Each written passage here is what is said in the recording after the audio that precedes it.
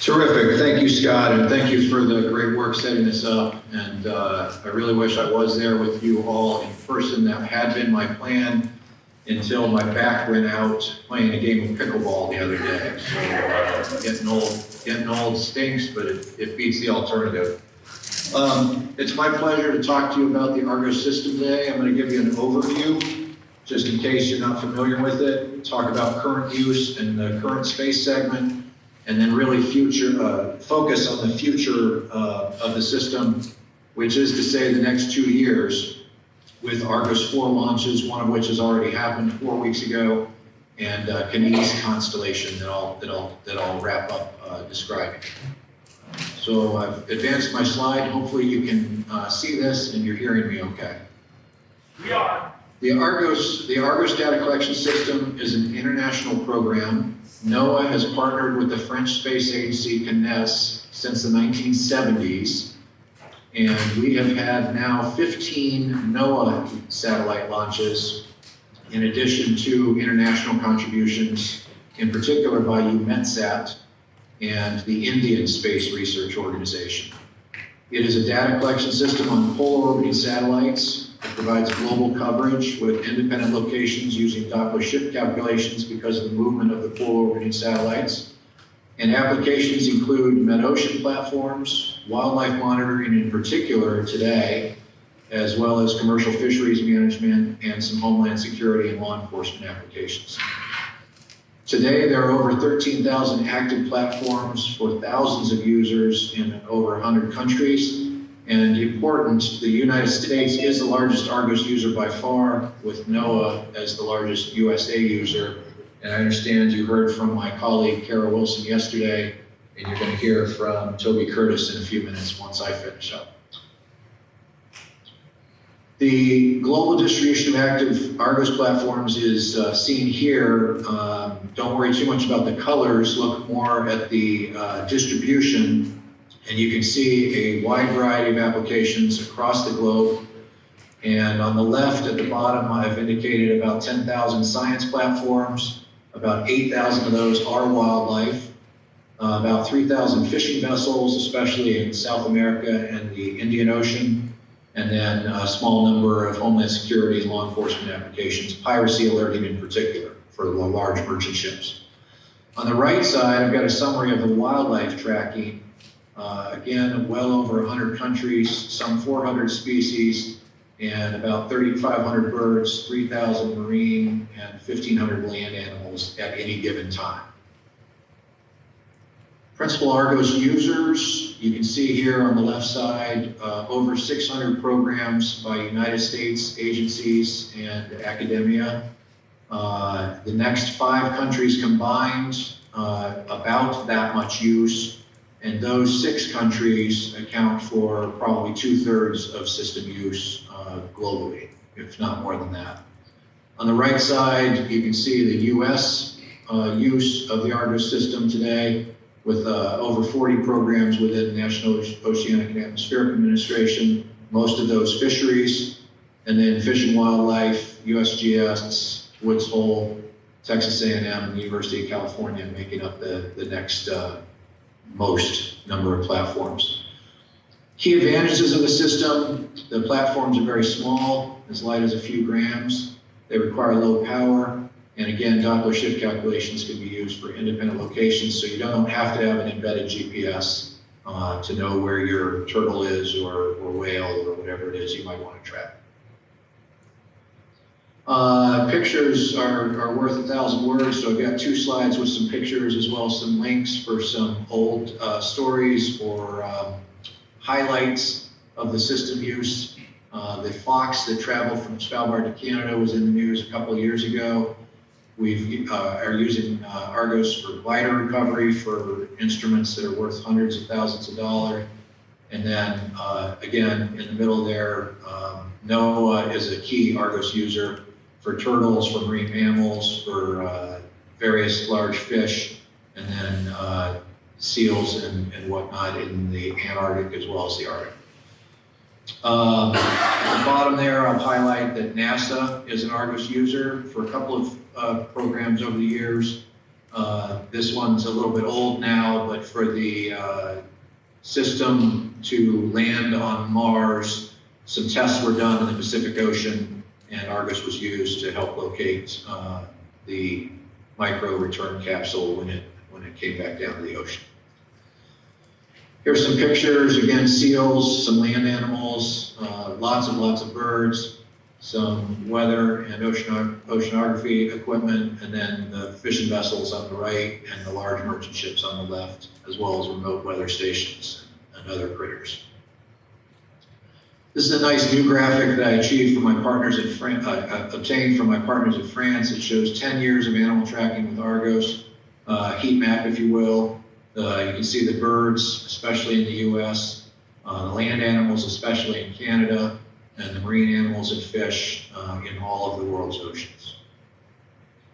So all of that to say, it's a robust system today, and it's going to get even better over the next 2 years. And again, that began with just 4 weeks ago with a launch out of New Zealand of Gazelle, and I'll speak a little bit more about that. But our current space segment with polar satellites in 3 orbits, we are missing the afternoon orbit right now until OceanSat 3 is launched later this month by the Indian Space Research Organization. But we're well covered in the other orbits with NOAA 18, which was launched in 2005, MEDOP B and MEDOP C launched more recently, and then very good coverage in that second orbit, the early morning or evening orbit. NOAA 15 launched for a 2 or 3 year mission in 1998, still going strong in 2022. NOAA 19 in 2009, right before I was hired for this job, and then Soral by ISRO, Angels, which is the first small sat, the French Space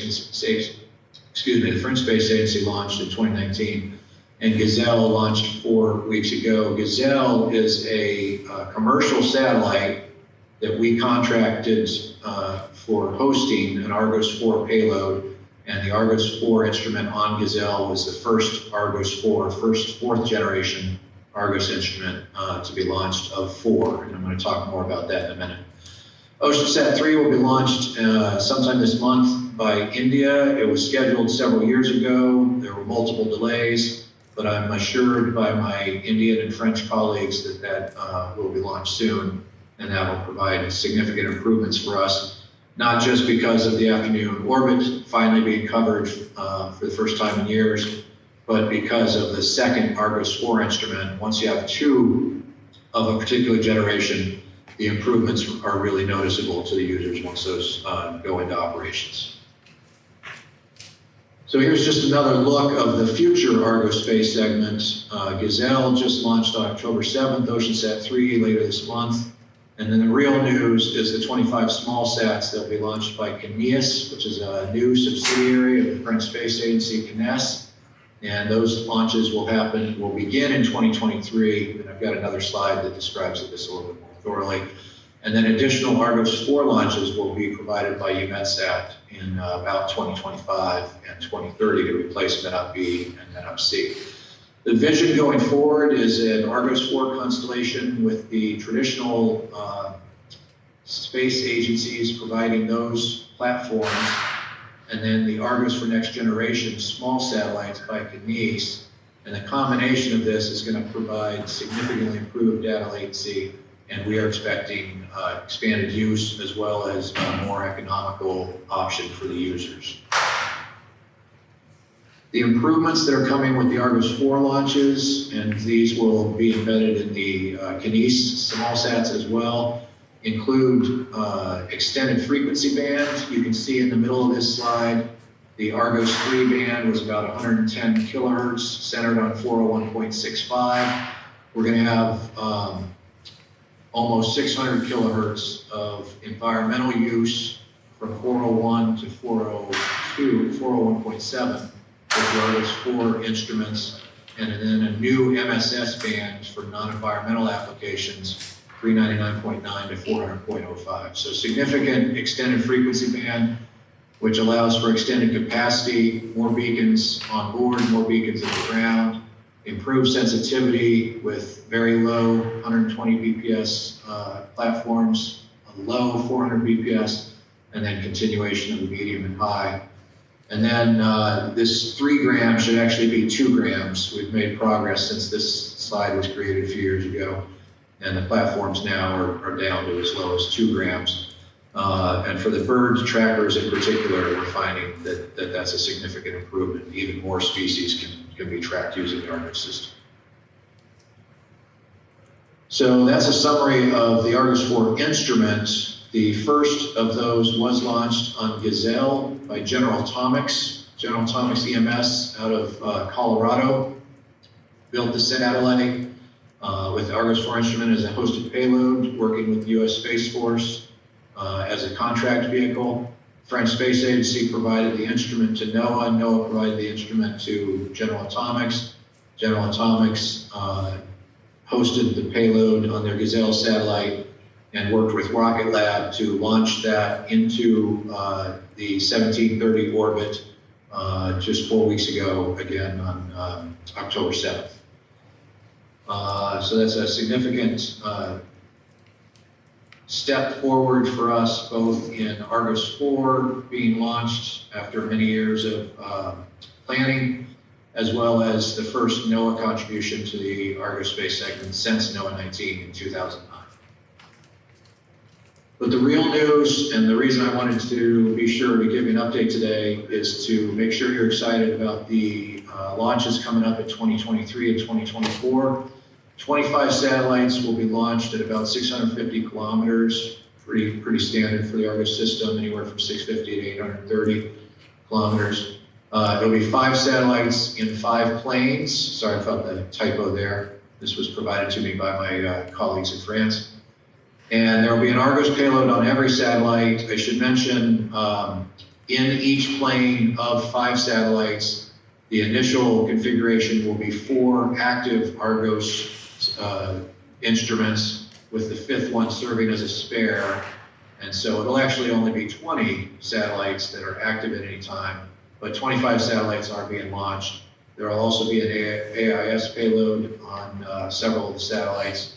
And importantly, the Argos revisit time, which is now many hours, especially at the equator or the low latitudes, that revisit time will improve to less than 15 minutes globally when these go into operations over the next 2 years. I included some really helpful links for educational materials. You can view the launch from a few weeks ago, either the top link or the 3rd link down. And then there's some really good information on Kineis, as well as some educational videos that NOAA put together ahead of the launch that we just had. There's my conclusions. I don't think I need to articulate these. I want to help us get back on track. I'm sorry if I went a little bit over. I'd be happy to answer any questions. And then my last slide, if these are available to everybody, includes my contact information, as well as the contact information from my associates at Woods Hole Group, who provides the actual customer interface for US and Canadian use of Argos. And then we have a new hire working at Woods Hole Group for the Kineis side of things, Brian King. Thank you very much. I appreciate the opportunity to share today.